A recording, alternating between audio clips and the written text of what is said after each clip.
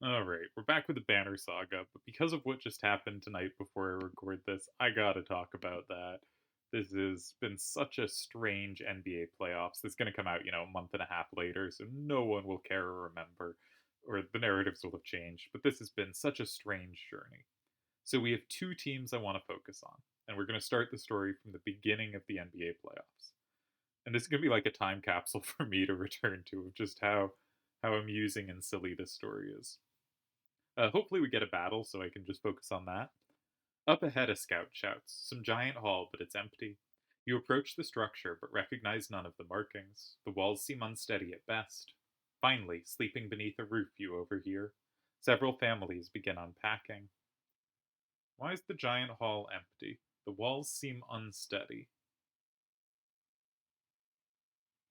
Hmm. I don't want to stay somewhere. Like, what does that get me? It might get me a morale boost, but I don't want to lose days. Hmm. Let's look for clues.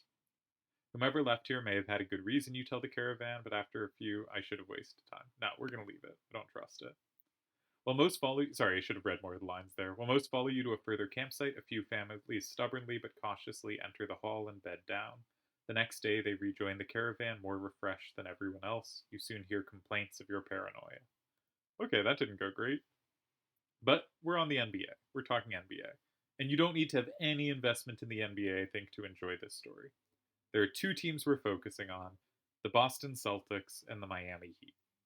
So the Boston Celtics came into the playoffs as title favorites. They were the second seed in the East, but the West was really weak this year. There were no teams that had notable numbers. The Celtics had the best underlying numbers of any team. They were the two seed, but they only won one game less than the one seed.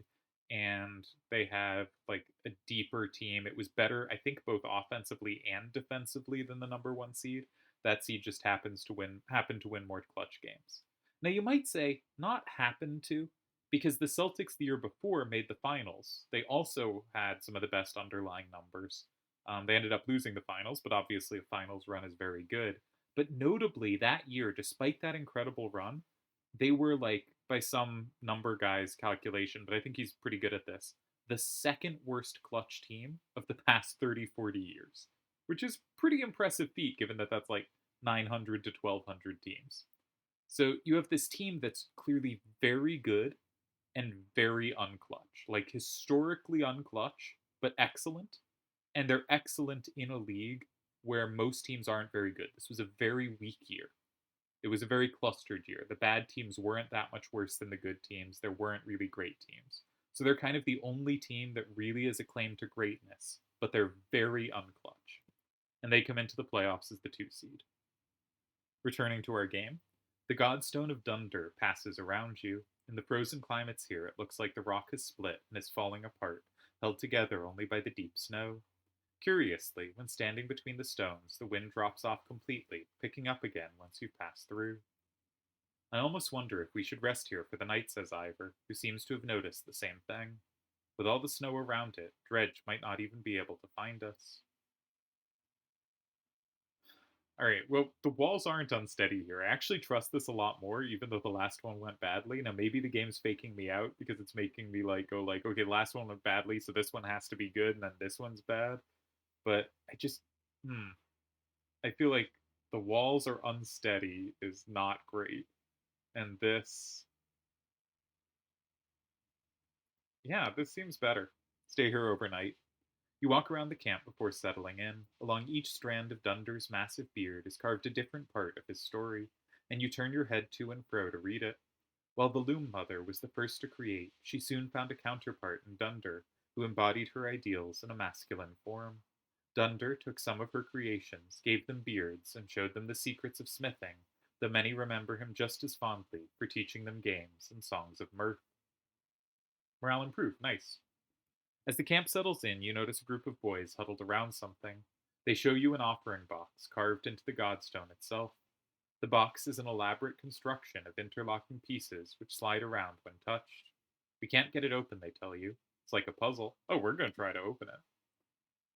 The boys take turns working out the puzzle and give you tips when it's your turn, but you don't seem to make much progress.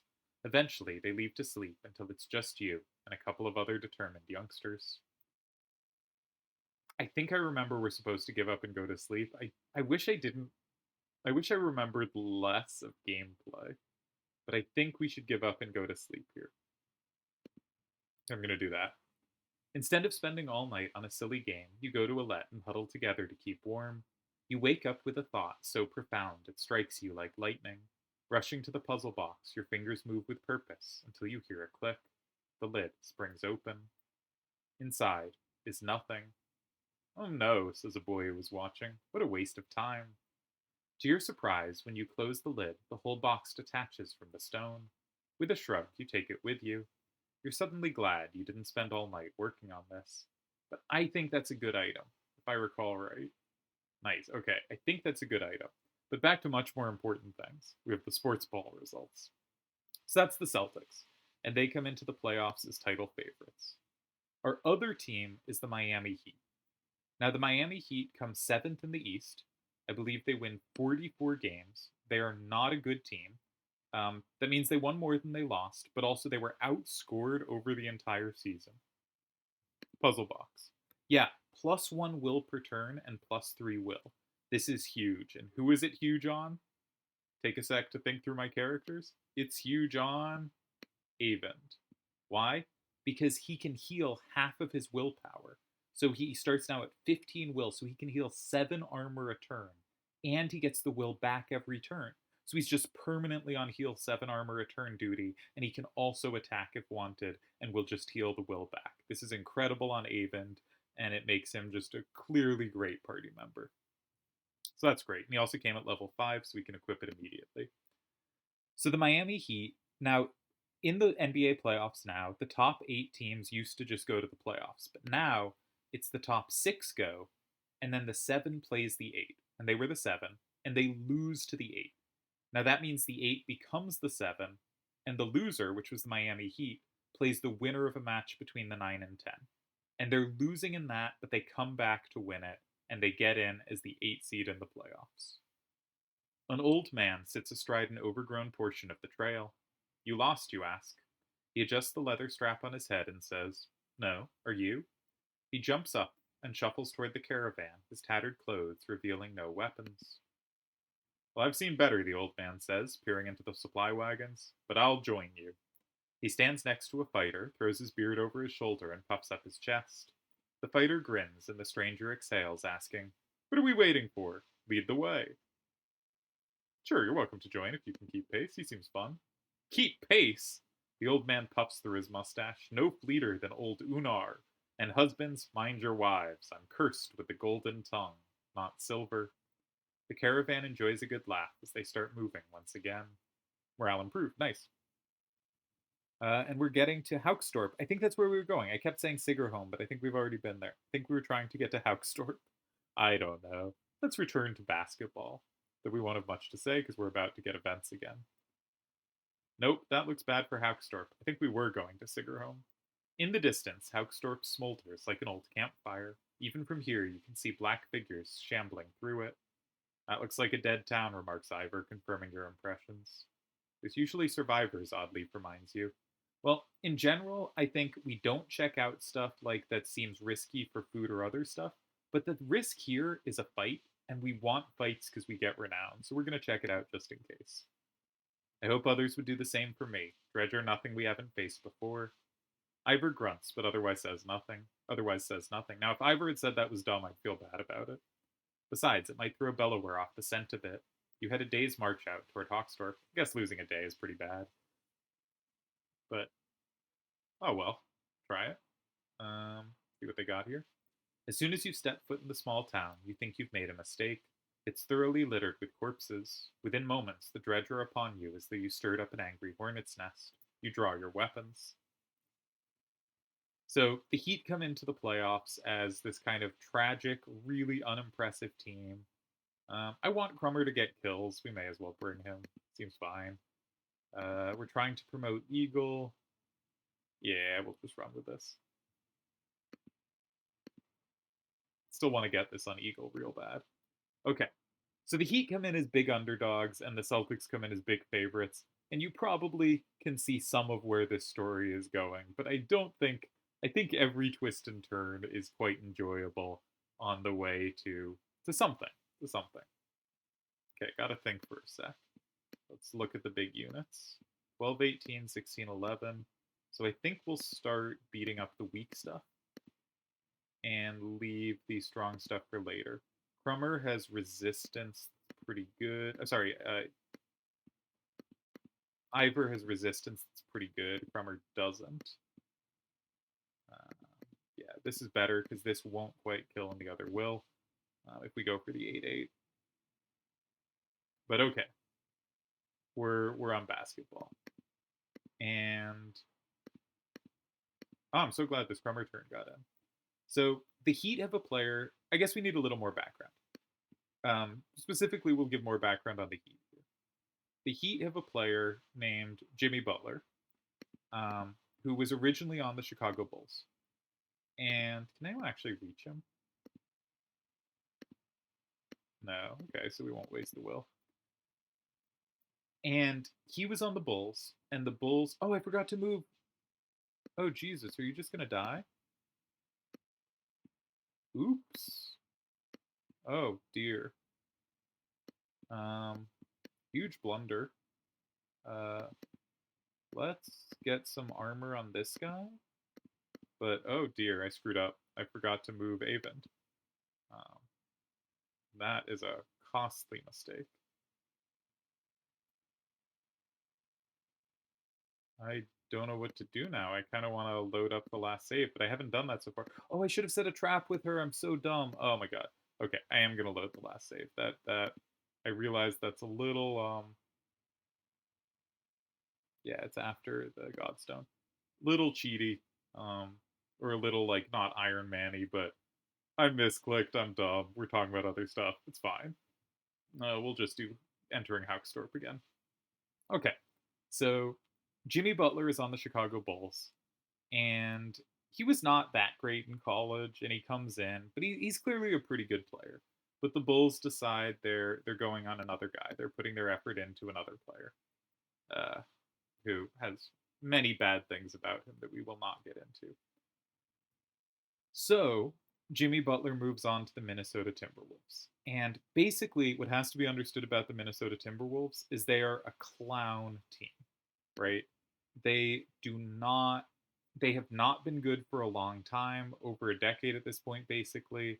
They do not, their coaching staff changes every year. They never get into like a mode of playing.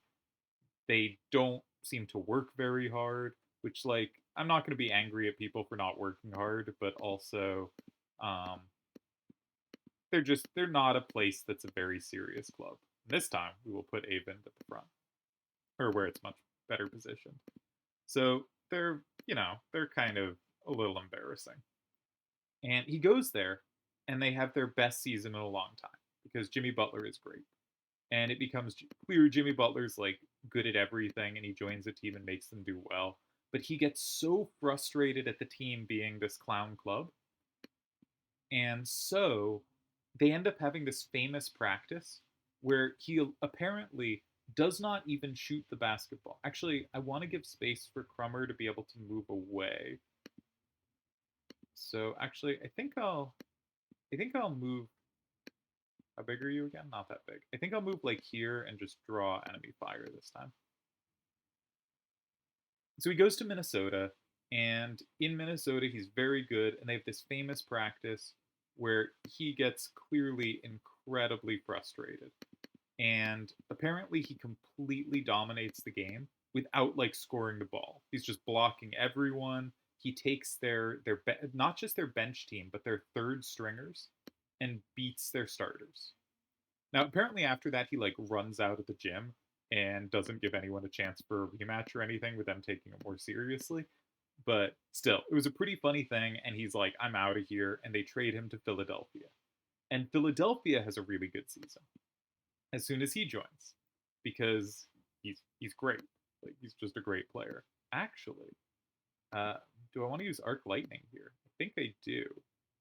And if I move 2 spots away, I should still be able to reach. So we're going to be careful here. Nope, I miscalibrated that. All right, that was very dumb. And is there anyone whose armor I can heal? I have not been hit yet. All right, we'll just rest. And we'll heal Ivor next time around. Certainly hit the 10-11 here. That will that do the extra damage thing next to it? Yeah, I didn't actually want to get that kill, but I couldn't really have avoided it while hitting the 10-11. These are pretty weak. I'm going to get myself back in the battle with Crummer because he has pretty decent stats. All right. I forgot about that. But Ivor has strength resist. So actually, as long as we heal up Ivor's armor next turn, he's fine. Let's continue to just blockade the middle of the battlefield with Eagle. Okay, but enough of that.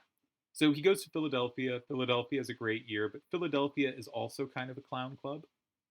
Um, and I do mean offense to all Philadelphia fans, because Philadelphia has a guy named Ben Simmons who basically turns out like he hates basketball and refuses to play.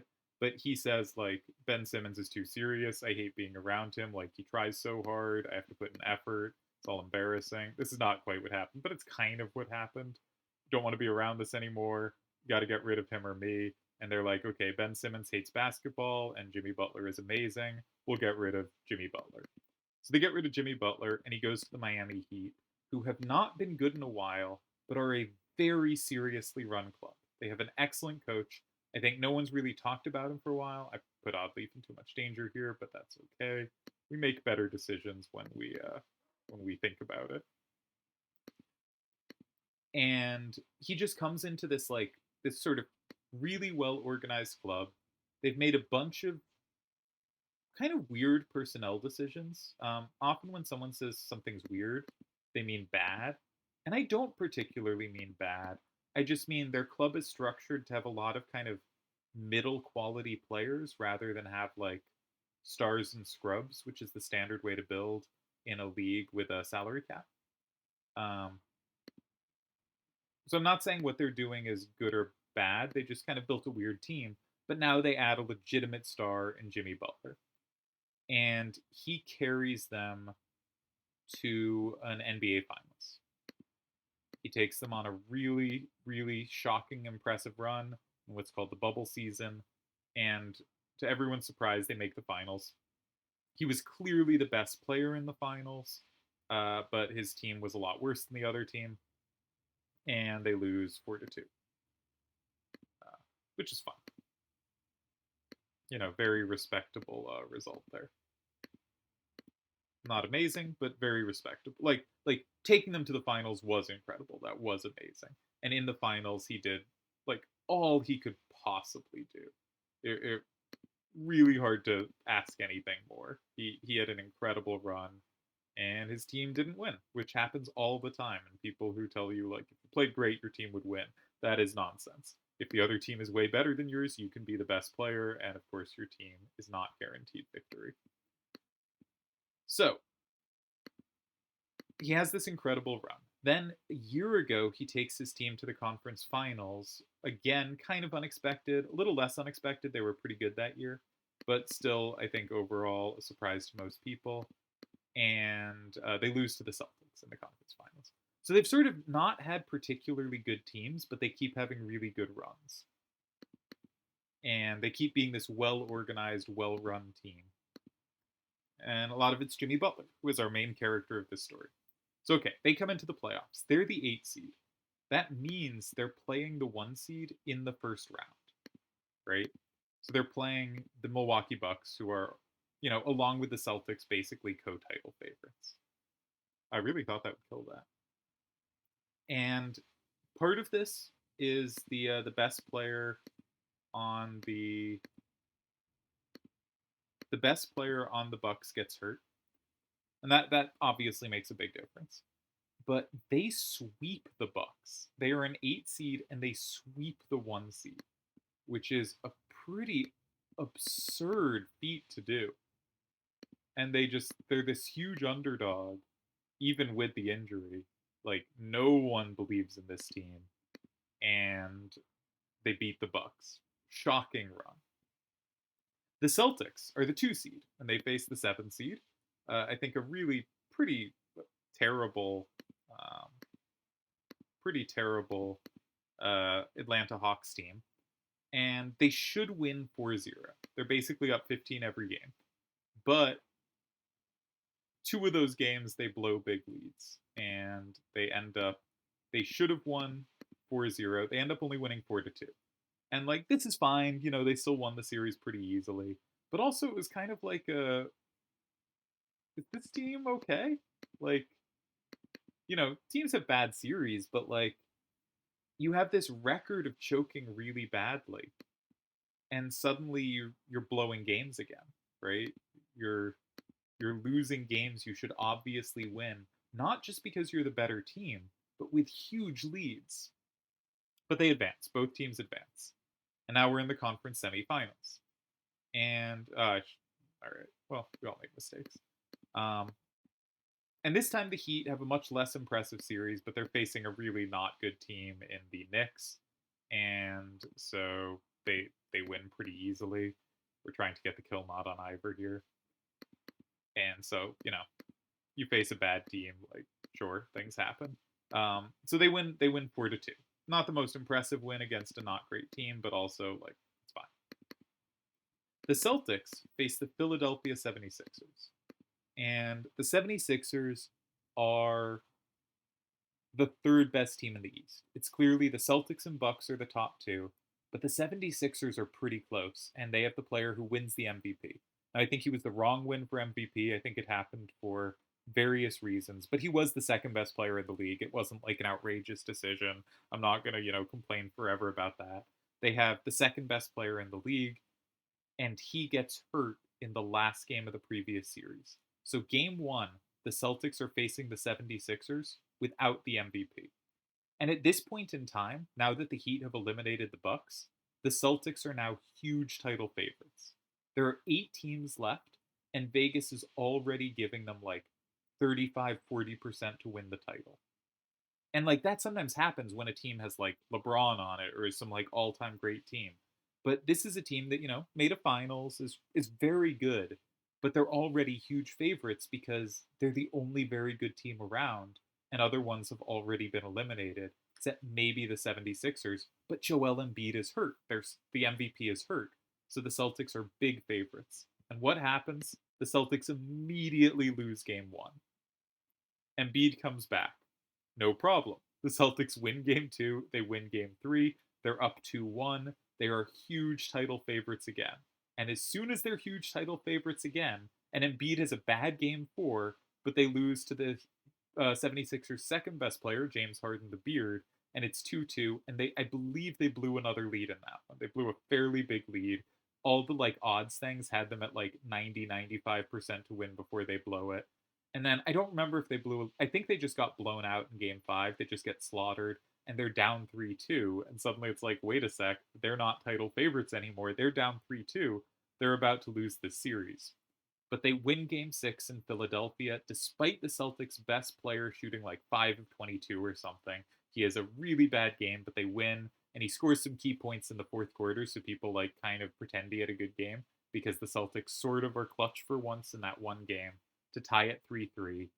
And then they destroy the 76ers, and their star player has a great game. They win game 7. They're in the conference finals, and they're back to being title favorites. And now in the conference finals of the East is when the Celtics and Heat play. So you have the Celtics. The Celtics are supposed to be a juggernaut, right? They're supposed to be the super dominant team. But they've been really shaky. And every time they become big title favorites, they lose in really embarrassing fashion. They blow a lead, or they lose to a team whose star player is missing, or they just get slaughtered. They never like lose a normal game, right? Or just win because they're title favorites. They should be winning games. And they're big title favorites again. And the Miami Heat are the 8th seed. They're an 8th seed in the conference finals. This has happened before. I believe 4 or 5 8 seeds have ever won in the first round, but one of them previously has made the conference finals, so this has happened before, but it's a very rare occurrence. They're an 8 seed. They were outscored over the regular season, and they're in the conference finals against a very good Celtics team, but they have Jimmy Butler. What's going to happen? You have this really good team that are massive chokers, and this like genuinely not good team that keep coming through in incredible fashion. Let's continue with Banner Saga for a moment. This town is nothing but ghosts, and now covered in more dredge bodies, too. Remarkably, as you're about to leave, you find an old man. I remember an old man. It's the same one, sitting quietly in a tattered market stall with a couple items in front of him. He hums to himself as if nothing were wrong and seems to be in shock. Your clansmen gather him into the caravan before you leave. I guess we're collecting random old men. Let's see if the market has a good deal on food. One renown gets 10? Oh, we're spending all the renown we have. Alright, that is the best exchange rate in the game. The World Hook's a really good item. We have 7 renown. There's a decent case for buying this. I think I probably will. Break is just... Adding 2 break is just so nice that it can be equipped at level 2. Yeah, let's buy the World Hook. That's a very good item. And I think maybe we'll make Oddleaf now a break unit. She seems the most natural person to put it on. It's a very nice item. Clearly not as good as 3 break, but now she can, she'll be hitting for 4 break a turn at range, and Rook will be hitting for 6. And 10 break between them can really take some stuff down quite quickly when you have Ivor or Crummer ready to come in. Oh, that's a very nice pickup. So we've reached the conference finals. Celtics Heat. The huge favorites versus the just genuinely not that good underdogs. Now, I do think the Heat were clearly a different team in the playoffs than the regular season. I think there's a lot of times when we pretend a team is different and it's kind of not really. But this time, all the underlying numbers were so different, and you might conclude it was weird random chance. But like, I'm not saying they're a really good team. I'm saying their regular season numbers said they were a below average team. And I think they were, in the playoffs at least, I think they're a kind of good team. Not like a really good playoff team or anything, but I think this run makes more sense if understood that way. And also, I bet if you take like any given player in the playoffs and look at who beats the Vegas line, what Vegas thinks the odds are, who beats them most often, I think you would find Jimmy Butler is like number 2 to LeBron. And that might sound weird. You might think like, but they always think LeBron's teams are good. They actually kind of don't. He had a lot of crummy teams in the East, and he always took them to the finals. They always overperformed their numbers, and Vegas usually follows the numbers pretty well. I think LeBron's kind of the number 1 guy for teams overperforming in the playoffs, despite some people thinking his reputation's not that, but like it should be that. It really clearly should be. But I think Jimmy Butler's the number 2 guy for that. So you have this team that's overperforming, but they've overperformed in the playoffs in the past. They look like, they shouldn't be in the conference finals, but they're not quite as bad as they look as from the regular season. And the Celtics, who were really good, but are kind of choking through the playoffs. Game 1. What's the exact order of game 1? I think the Celtics blow another lead, but I could have the order of these games wrong. I think the Celtics blow another lead, and the Heat win game 1. In Boston. A trail of blood leads to a clearing where you find a large wounded Varl. He is gnawing on his shield, swearing at no one in particular, and occasionally slamming his cudgel on the ground. If not for the heavy bleeding, you'd leave this one without a second thought. That does not seem safe to put healers near, so I think we either abandon or leave food and medicine and walk away. Though I'd like to say we can help if you want it. So we're going to try that. In a heartbeat, the Varl is on his feet, swinging his massive weapon. You jump clear as the cudgel smashes through the trunk of a tree. Your party scatters to avoid the falling timber. Once you recover, the Varl is long gone, leaving only another trail of blood, which you decide against following this time. I think if you deal with that well, this is a character you can recruit. And he comes with a kind of fun equipment, as I recall. He comes with something that, like, I think increases movement and lowers aggro. So you can kind of have, like, a high power unit run between the enemies, and they'll focus on other ones and you hit hard. Kind of fun item to use. That's a shame. Should we rest? Such bad morale. I think no, I'm going to try to hold off. So the Heat win game one. Game two in Boston, Celtics are still title favorites, right? They're just down 1-0. It's a best of seven. They're still big title favorites. It's just one game. I think the Heat win game two, another close one. I think it's like another comeback or another really close game where the Celtics just fall apart at the end in the clutch. And the Heat have now won both games in Boston. So they're up 2-0 and they are going back to Miami for the next two games. And what do Vegas odds go? They go, the Celtics are no longer title favorites, but they're still clear number two, and they're not that far off. They're only down 2-0. They win game three, it's 2-1. They are the much better team. The Celtics are still favorites to win the series, and they're still number two favorites of the four teams left to win the championship. Game three in Miami. Can the Celtics come back? Miami slaughter them. Absolute blowout. They're just crushed by like 30. Miami are up 3-0. And the odds finally go, Celtics aren't dead, but they're pretty damn close. 538 has the Celtics about 25% to win the series, which, if you still trust the underlying numbers, is about right, is about what you'd get if you trust the regular season numbers.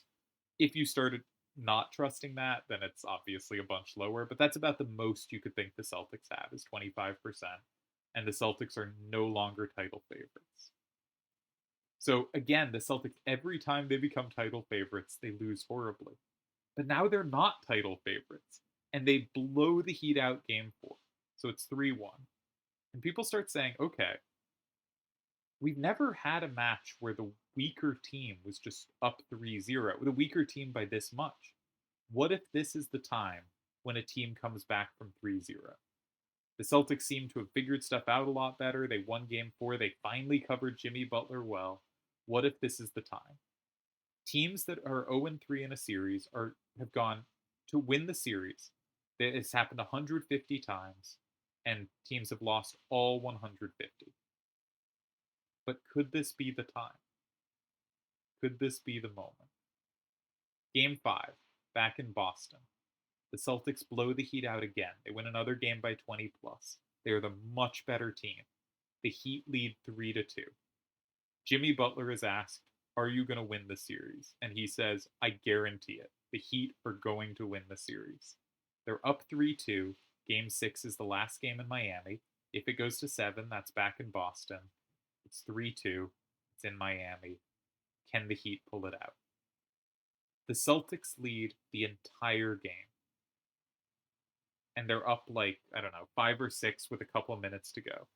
Celtics lead, not huge, but comfortable the whole way. In the last minute, the Celtics blow it. Also, some weird calls go against them, but some calls went in their favor. I don't know that the refereeing was particularly unfair. I'm from Boston, but not particularly attached to this current Celtics team. So the Celtics blow their lead as they've blown every close-ish game, throughout the whole run. They blow the lead. Jimmy Butler hits 3 free throws. Amusingly, a foul gets called on a shot from Jimmy Butler, and they're going to get 2 free throws, and the Heat are down 2. The Celtics are up 2, and Jimmy Butler is awarded 2 free throws. The Celtics coach challenges the call, meaning says, I think you got the call wrong. You have to go check it, and you have a certain number of challenges.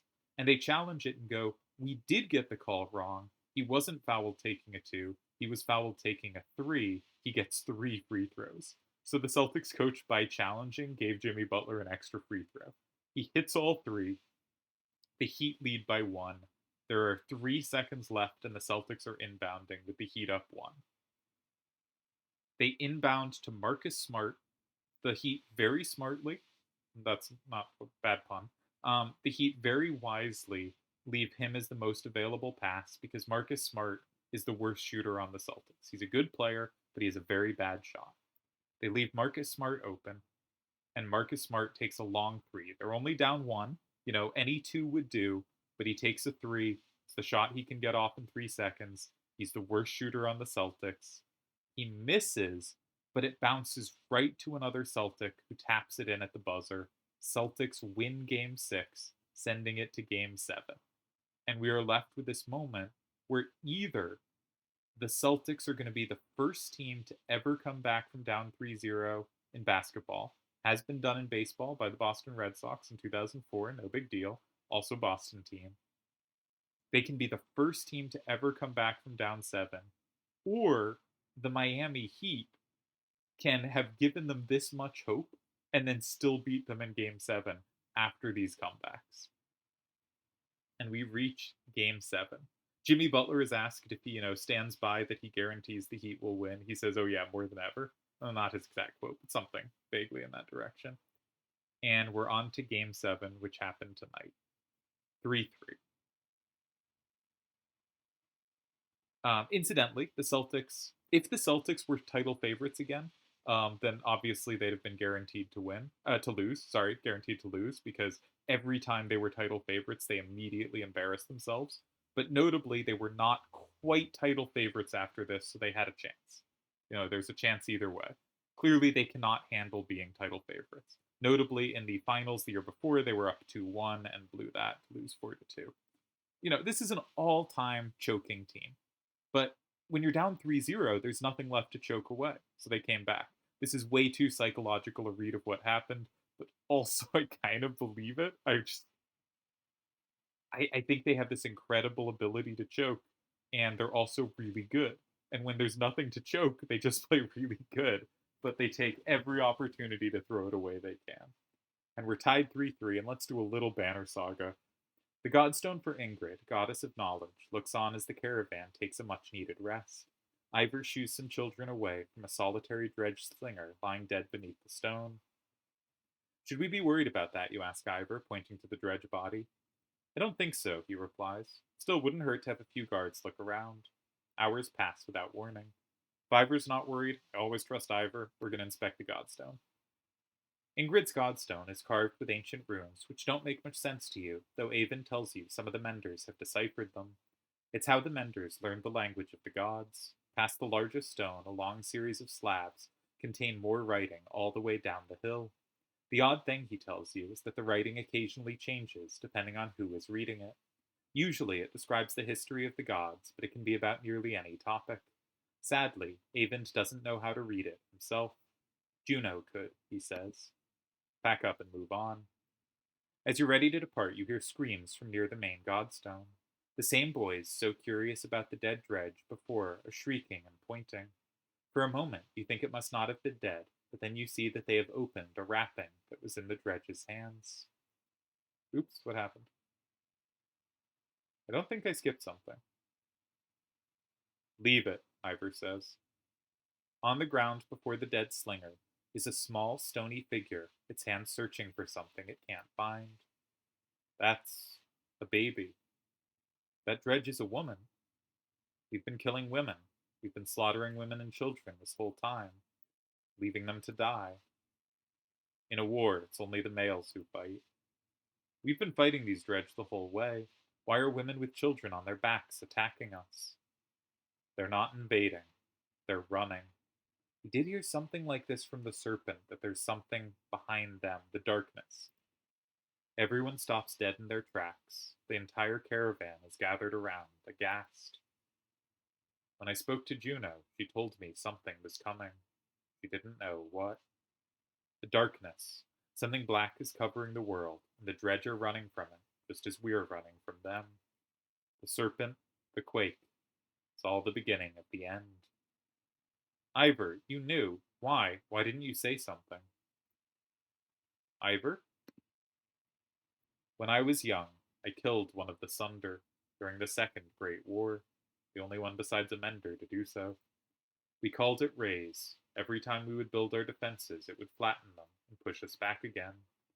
I became separated from the rest of the Varl and stumbled upon Rays deep in a snowstorm.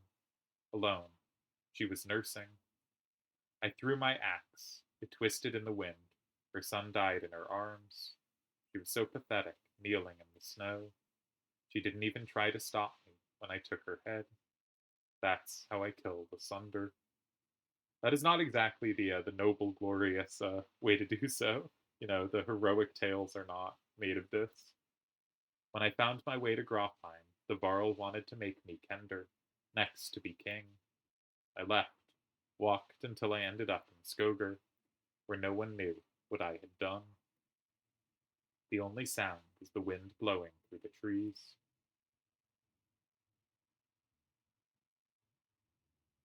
Yeah.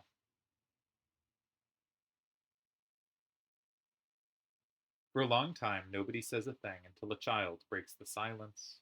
What do we do with the baby? She asks. A lump forms in your throat, looking at the small obsidian creature squirming before you. We're going to take it with the caravan. I feel like that's the kind of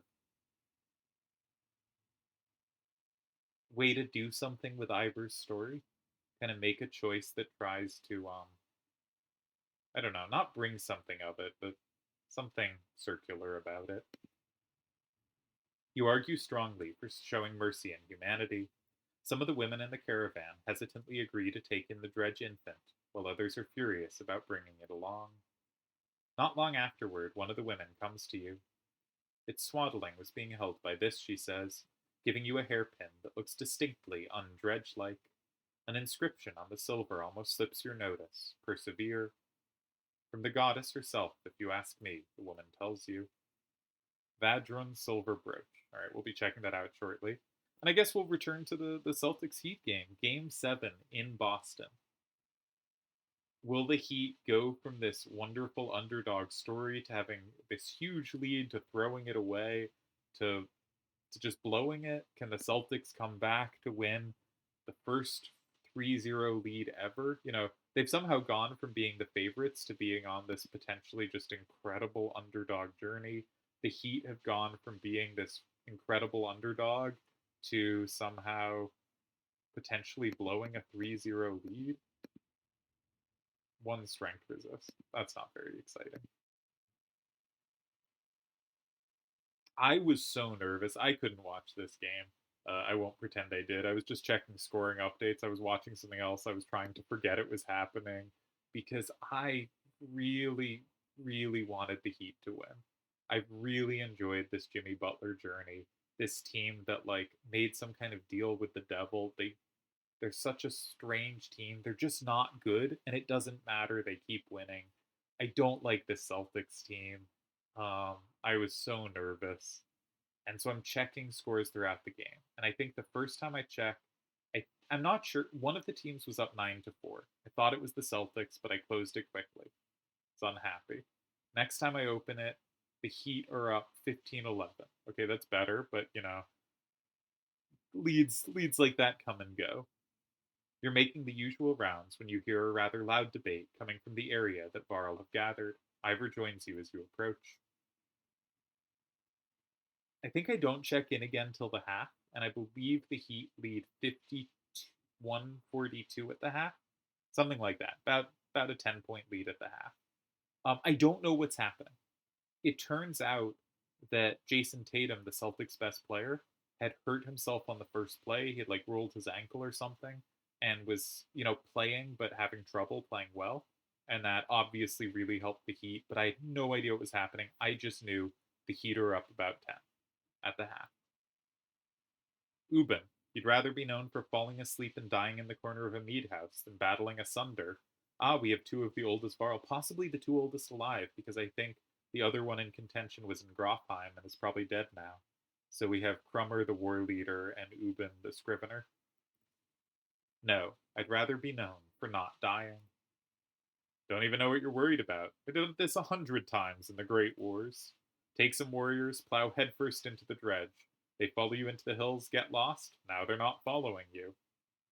When you did this 100 times, did they have Bellower leading them?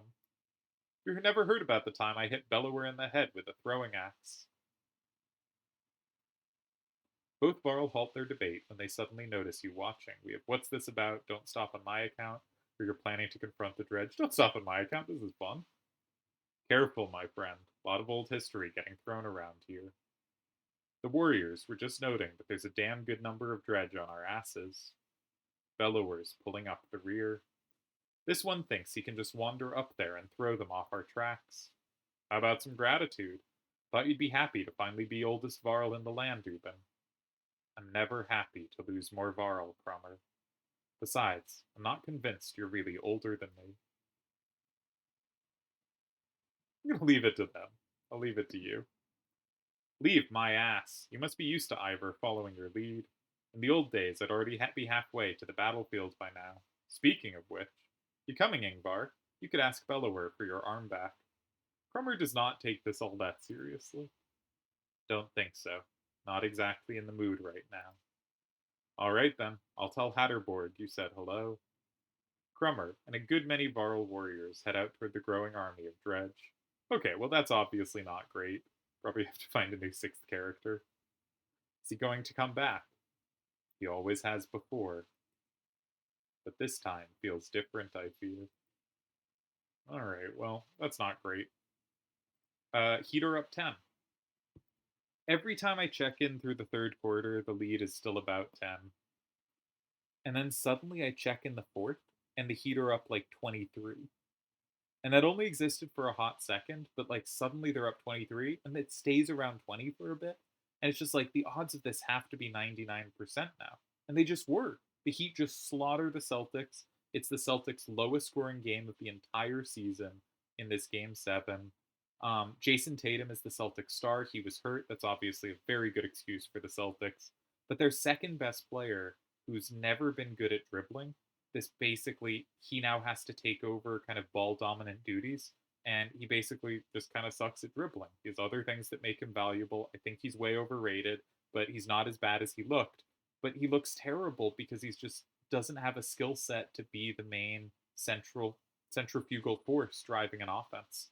And he has a horrendous game. He has as many turnovers as the entire Miami Heat team, and the Celtics lose. And so they fail to become the first team to come back.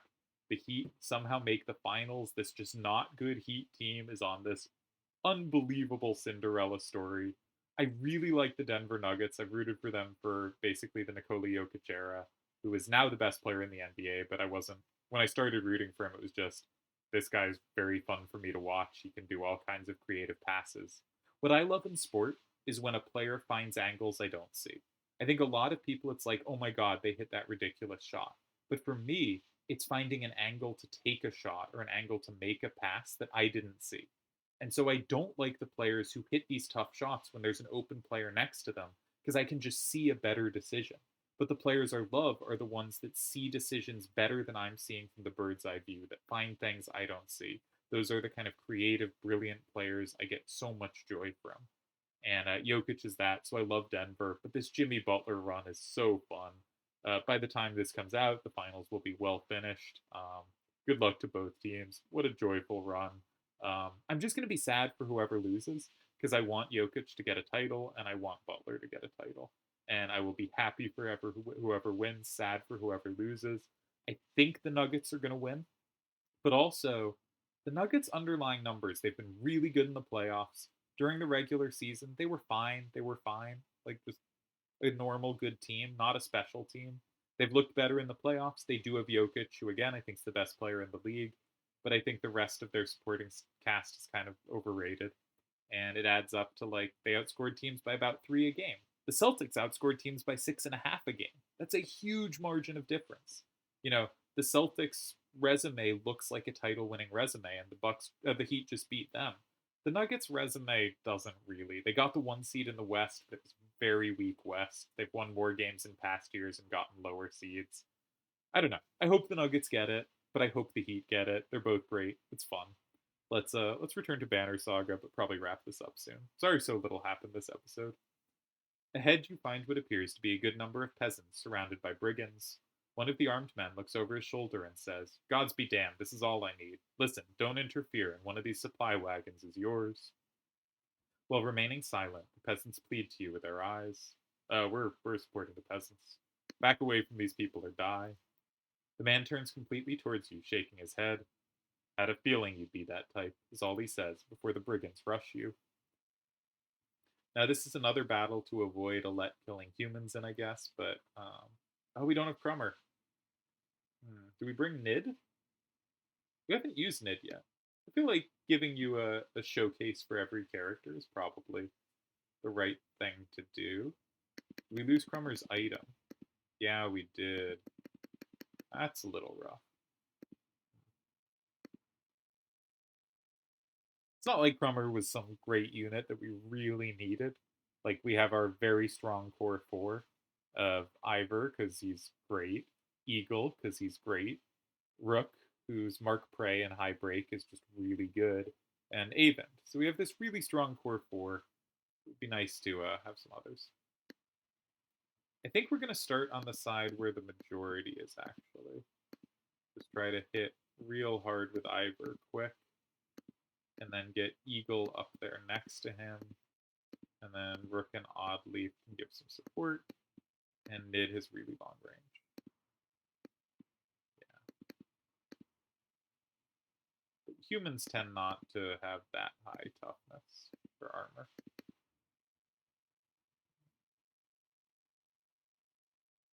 Oh, surprised that guy could reach me. Oh dear, that was a lot of armor damage. Okay, well, as always, Eagle is an unbreakable wall. Yep, you got nothing. No one can hurt Eagle. And we should hit someone for some armor damage. I guess I'm going to go for that guy. I don't like moving in range of him because he's still a 6 power. But I think we can set a trap with Oddleaf right in front of him, or 10 power. Set a trap right in front of him, and that's probably not too big a concern. We need to heal that. Okay, so I'm gonna set a trap right here, and I think this guy will walk over that. Nice, a genius.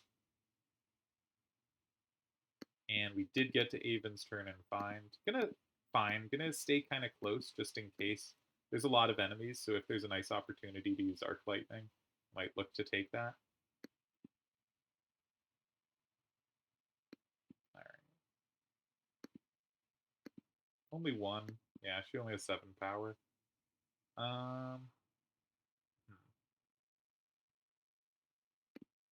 She has the bonus to range, so she can hit stuff a little farther away, but it doesn't really make a difference. She's only hitting for 1 here.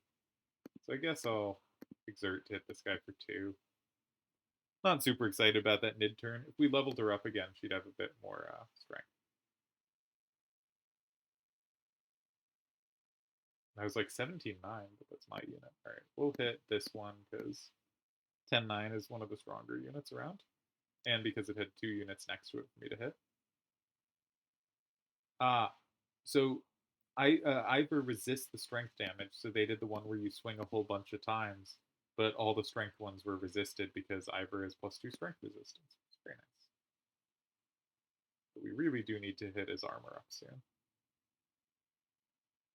Okay, who is next turn? You do. Well, I can deal with that very easily. We're going to Mark Prey. And everyone hits them, including the archers, which will get kills on characters that might not have so many kills. And who is next turn? You do. Let's lower you to 5. That means it's hard for you to do strength damage to Ivor. Oh, this guy is next turn. I miscounted. Shoot. That sucks. Okay, well, we'll still top up Ivor's armor a bit, but Ivor actually might be in trouble here. We gotta get some damage in. Keep whittling this guy down. Nid not looking useful here. Obviously, upgraded, she has pretty decent archer stats, but right now we're actually not in amazing shape. This 10-11 is going to be tricky. Well, we resist strength damage here. So most of it hits strength, which is great for us. At this point, maybe we want Eagle attacking. Just lowering stuff a bit. Maybe at this point it's worth it. Got to figure out something to do with the 11-11. That's this dangerous unit. So actually, let's hit here. Because Rook is so good at breaking. Because if we can lower that guy's threat, then nothing will be very strong. But she has a big bonus to stuff that's lost armor. So she... Okay, but we get a bonus here to stuff that's lost armor too. Now I think it's under control. I'm probably just going to try to start clearing things out. Actually. Oh, you ready for this? Exciting.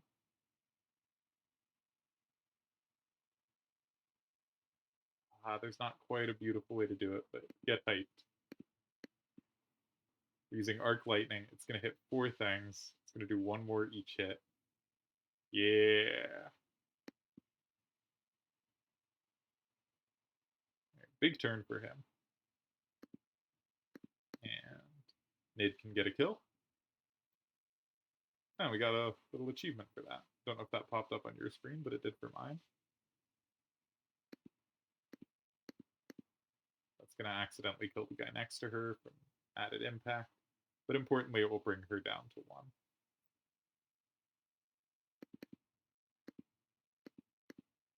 It's going to kill this and go into pillage. Alright, that wasn't so bad.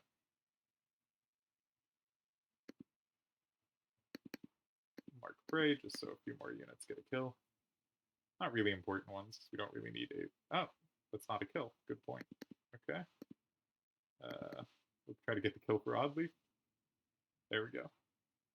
I think we'll stop here, but I really enjoyed this Jimmy Butler heat run. It's an 8 seed now headed for the finals, having overcome possibly the 2 best teams in the league in the Bucks and Celtics, just through sheer force of Jimmy Butler. With the brigands either fallen or fled, the peasants they left behind thank you profusely. It is true what he said, one tells you. We took the food and left. May the gods have mercy on me. I'd let them die. They hesitantly join your caravan. Oh, we got some supplies for it. And clansmen, which I'm less excited about, and we will stop here. So, cheers.